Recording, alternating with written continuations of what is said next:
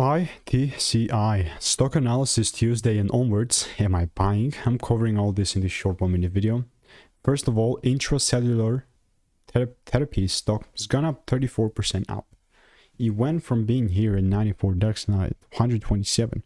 Is that 34%? Yes, it is.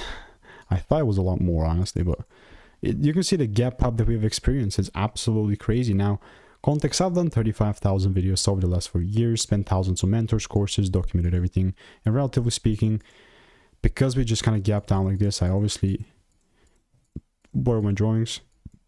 That's how they look like. I was always open on the bullish idea, but in a different way. I wanted to see decent pullbacks. And sometimes I'm not going to be a part of moves, and that's, guess what, totally normal part of the game. I'm just going to mark out the highs there. If the price retraces a little bit and then gives me a shift, then and only then I will take things up. And other than that, like everything else that's not going to be this is pure noise.